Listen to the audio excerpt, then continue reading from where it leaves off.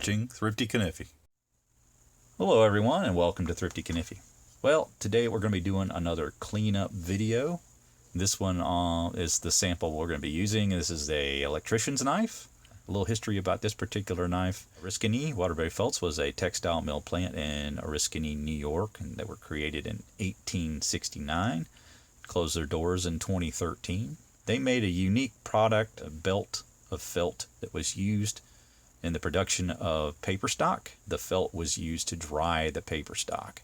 So an important feature in the production of paper. The knife, which was also made in New York, was a Camillus brand knife, which is about an hour to the west of Oriskany, Camillus, New York.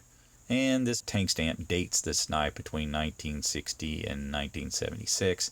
Now, the things I'm going to be doing to the knife, I'm going to clean up the springs and polish, the bolsters, the bail, the top of the blades, the liner lock for the screwdriver blade. This particular blade I'm pretty happy with, not going to really do anything with. It's nice and smooth. It has some toning, but it's a very nice looking, natural, aging of it. Might clean up the nail nicks slightly. There does appear to be just some minor rust in there that I'll try to take out, but otherwise really not going to do much to that main blade. Now, the action on it is absolutely horrendous. You do have half stops with this guy, but it does not want to shut. The screwdriver blade is not nearly as bad. It's got better action, but does still need to have some lubrication there, and I do want to lubricate the release a little bit because you can hear it kind of click as I'm releasing it. That particular blade is kind of scratched, but it also has the instructions for how to close the knife. It says there, let me read it for you. To release, push center lock to left. So it's one of those instructional blades. They started stamping the instruction here, press on the liner lock itself later on, but before that it had the instruction on the blade itself. I'm not going to do much to that blade either. I think I probably will sharpen the spear point blade, but I'm not probably going to mess with this particular blade too much. It has a couple of really deep scratches in it, you can see here. But in order to get that out, I would really have to grind away on there. And I don't really want to do that because that will end up removing those already faint instructions. Has a little bit of snap on that one, but still could be a little better. Inside the channel, there's quite a bit of rust, but you have, some toning in there. And I'm going to soak this in a ballistol bath. Use this little tub, squirt it in there, let it set a little bit, and then rub it down with a toothpick inside there. Just got some nice toothpicks that will fit inside each channel. I'm just going to pick away at that. I'm going to stop in between steps and kind of show you the progress. I'm also going to be using a ultrasonic cleaner, which I've got off here to the side. Once I've done some scrubbing and let this soak, I'm going to put that in the bath to kind of eliminate all the stuff that's been removed. But just going to do a light polish with a little bit of a buffing wheel, a little bit of hand polishing, a little combination of both. And we'll see where we go with this. All right. Okay, so I'm prepping for that ballistol bath now. I've got some paper towels down to kind of prevent making a huge mess. I'm also going to use this toothbrush to scrub inside the channel. I think I could probably get a more useful tool out of this if I bent the handle. But we're going to heat that up right there and then try to bend that plastic a little bit. Plastic to harden again, but yeah, that worked great. So let's get started with this bath. This is ballistol, and I really recommend this product for loosening up any kind of rust. It just has it's a very penetrative oil. It does a really good job of seeping into cracks. So I'm going to spray a little in there, and not a lot. I don't want to make a massive mess, and it doesn't really take too much, really. We're going to scrape this just with the back end of the toothpick here. Just kind of using a non-destructive tool to scrape. I don't want to use anything metal to create scratches or anything like that. I'm just simply trying to knock off that rust that's stuck on the springs on the inside there. We're going to use the Sharpen to kind of knock off that stuff. And you can see it's starting to take it off a little bit already.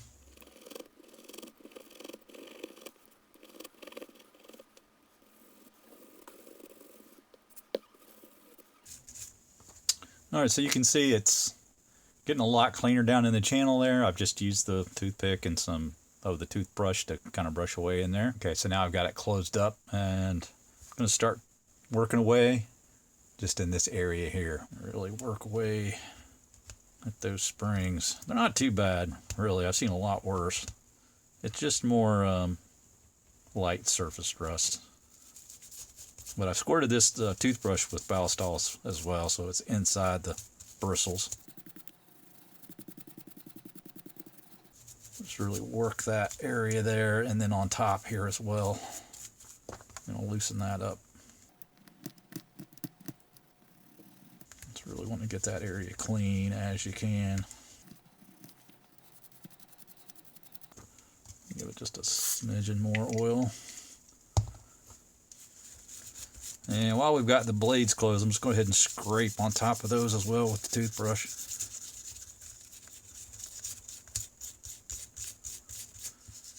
Just to loosen up anything loose on there. Just really scrub on that. But those are looking a lot better. But it's looking pretty good. It's starting to shine up there. But we're going to let this soak just a little bit. I'm going to put a little more over the top of this, and then once that has sat a while, I'm going to throw it over here into the tank and let it do its thing. But wipe the blades down good. Do need to probably clean that nail nick a little bit more, both of them. There is some rust down in there. We'll put a little in there just to work those nail nicks.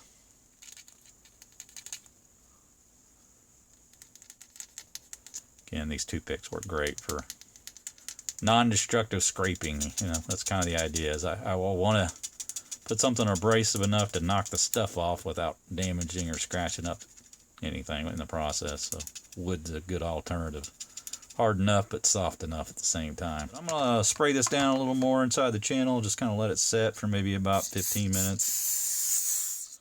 Okay, so that's been soaking for a good bit. But what I've got here is this oxygen orange, just a degreaser. I'm just going to spray this down a little bit so that it's not quite so oily going in there. I kind of like to have the blades open so that the cavity is exposed inside the bath. Bring this over here. It's 5 squirts is usually what I go with. Oops, sorry, bumped the camera. And again, like that'll fit in the bath just fine. Also, I use warm water this time. That probably help, you know, clean a little better. But I'm going to plug this in and we'll get started. Okay, so I've got it set to 3 minutes and I've got it in there. Everything's plugged in. We're going to go ahead and start that and give it 3 minutes. Okay, so the bath is done. I'm going to just take this out. Doesn't look like it did a whole lot. There is a little bit dirtier, but that could just be from the oil more than anything. But right now, just want to get all the water off of there. Well, actually, you know what? Before I do start the buffing, I'm going to try to clean that channel out a little more with some alcohol pads. I'll use at least 4 pads, and we'll see how much dirt I get picked up with each one of these guys. Get in there with a toothpick, kind of wipe it back and forth like that. We'll keep doing that until we pick up quite a bit of gunk, and then I'll come back and show you the results on how much dirt I got on the pads. Okay, so we've gone through the 4 pads here, and not only did I do the channel, but I also cleaned the joints. And right now you can see this is I have not lubricated this, and it's already quite a bit cleaner. But basically, this is how I would clean it. I'll take it, go down all the way a couple of times, but then work that last 90 degrees, then close the knife, and then clean this top portion right here where a lot of it will accumulate, and also on the sides of the blade here where the oil and junk will accumulate. But once you've done that, you start getting a lot better action. You can tell there's a lot more snap in this than it was when I started on that main blade. Much easier to open, and we're not even there yet. We haven't even given it the KPL yet, so already massive improvements on the action. Go ahead and start cleaning this up with by buffing it. The Haggerty 100. It's a little more aggressive than the Flitz, so if you want something that's just a step more aggressive than the flits will be, this is a good thing to use, and then you can finish it up with the flits. Okay, so I've applied some Haggerty 100, and we're going to start buffing this by hand. I'm going to show a little bit of this on camera here, and I'm just going to work that back and forth in circles, just pretty aggressively going after that handle, trying to buff out all the little minor scratches in it to give it a nicer appearance. It's just sort of faded a little bit over time, and all the minor scratches create sort of a matte finish, if you know what I mean. It won't be a mirror gloss, it'll just be sort of a semi-gloss, I suppose. It's the best way to describe it. But we're going to work that handle first. I want to be sure that that's not taking off any lettering. That looks like it's safe on it. I don't see anything coming off. So I'll be a little more aggressive with my polish. And then I'm going to work my way over to the bolster in a different position, just to kind of get a better angle. But I just like to kind of go in circular motions primarily. And we're going to see how much of that deep scratch stuff comes out. If it's not enough, I have some polishing compound that I use with the buffing wheel that comes in different grits, and I can kind of start with the more coarse one and work my way up. Alright, so we're going to check that out. I'm going to buff this up. That's going to take a little more time. We'll pause and come back and see where we're at with this. Alright, so I'm back. So after that buffing, it did take off a little bit of the lettering, so I'm going to stop with the handle in terms of trying to do anything more with that. I may work the other side a little harder since I don't have to worry about the lettering, but it is buffing up a little bit, is a little better looking right now, but because of the sensitivity of the lettering, I can't really do a whole lot more with that. But the bolsters are not really coming to life the way I want, so I'm going to go ahead and be a little more aggressive with those guys. Put those on the buffing wheel, use a little higher grit compound, and then bring that all the way up to a better finish. But it did a decent job, just not quite what I was hoping for. The handles did pretty much do what I wanted. They're looking a lot better. They're not the matte color that they were before, so that's working well. But again, just that lettering started coming up when I started to buff, so kind of sucks. But yeah, it's just one of those risk-reward things. But there you have that. So we're going to go ahead and finish this up off camera. Alright guys, so I'm back with the finished buffing, and you can see that it's been very effective at cleaning up the bolster and the back springs. Damn near mirror polished now, and the clevis is nice and clean, polished up. All that brass on the liners is polished up. Polished up the blades just a little bit, probably more than I wanted to actually. I should have just left it alone, but there's lost a little bit of its patina there, so if I had to do over again, I would have just left that alone. But not bad, still looks pretty good. And then the backs of the spines there, I cleaned up pretty good. And here's the screwdriver blade, just minorly polished. Didn't do much with it, but it looks pretty clean all the way around. Also, the interior liner part, we have a nice clean brass in there now, and the channel you can see is quite a bit better than it was whenever we started. It's pretty clean down in there. So the only thing we really have left to do is give this a light sharpening, and I'm also going to place some KPL in the joints. You can see those are cleaned up pretty good. Do the trick. I like to put it right there between the spring and where the tang is, or you can put it at the top, whichever you prefer. Doesn't really matter. It all ends up being in the same place eventually when you open it a couple times. But that's how I like to oil it. I go all the way down, and then I do that last 90 degrees several times, and that gives it a nice worked in feel there. That's beautiful snap. I knew these would clean up nice. Got a beautiful snap on both blades now. You could just tell the spring was there. It's just the grit and rust was preventing the pivot from working. So that's beautiful action. Very happy with that. Now we just got to sharpen this thing. Alright, so I just wanted to kind of show you how I have the knife positioned in the work sharp. I'm going to start with a 400 grit, and I'm going to set this to 22.5 degrees. See how close we are to the original edge. Try to maintain that same edge as much as I can. I'm not trying to take a shoulder off or reprofile it or anything. I'm just simply trying to, redo the existing edge at the same angle. Okay, so I hit that with the 400, and that seemed to have matched pretty well, pretty close. I didn't take off much of a shoulder there at all. Now I'm going to start with the 600 grit and then just work my way up. But just kind of give you an idea of how I usually do this. That's one pass. 2 passes, then rotate, and just repeat. Start at the hilt and work towards the tip.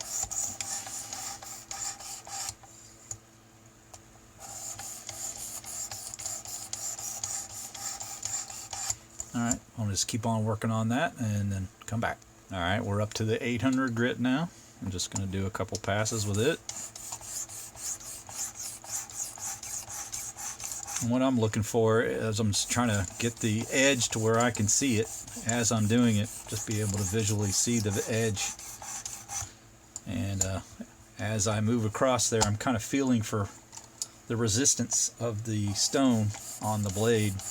That kind of tells me just how smooth the action is across of it while I'm doing it. And you can kind of feel the grittiness of it until you're to the point where it's smooth. So just kind of feeling for that smoothness to make sure that I've gotten all the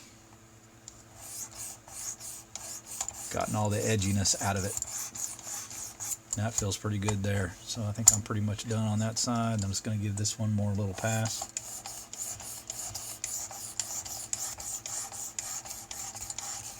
A little more on that middle section there.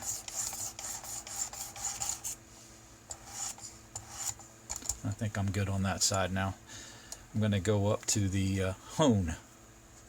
Alright, so now we're going to use the hone here. And one quick way to clean that, it's a little bit dirty. I just use a little school eraser, right? And that cleans that hone right up. And then just get rid of all the debris. And you got a nice clean stone to work with. Alright, I'm going to do a couple passes with that. And that feels pretty good right off, so I think I did a pretty decent job on all the previous stages. Oh, that was not good. Don't do that.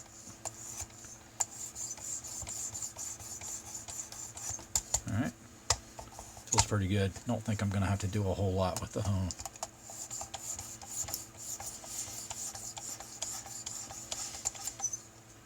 And we're getting a pretty nice little mirror finish on our edge now. Pretty happy with that. Okay, so we're going to move on to the strop and then we're going to call it good. Alright, we're back here with the strop. Now this strop, I've never been a huge fan of it. I think there's better quality strops that you can use. But just for the purpose of time, I'm going to go ahead and use it. But when you use the strop, you always want to pull away from the edge, never towards it. So we're just going to swipe, and 3 or 4 times is all you really need. That's about all it takes. All we're trying to do is remove any of the burr that may still remain, and that's it. We are done. So we're going to pop that out of there, give it a little paper test. So there you go. I mean, that went from no edge at all to nice and sharp. So I think I did a pretty decent job on the sharpening of it. There's the edge. Just to give you an idea how much I took off. Not much, just a touch.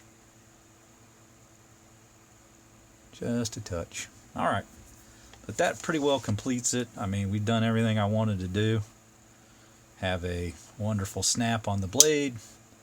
Screwdriver opens nice. Still need to maybe work on the release a little bit. You know what? I'm just going to put a little bit of oil on that. See if that doesn't stop it from clicking all the time. Right there. Smooth that out a little bit.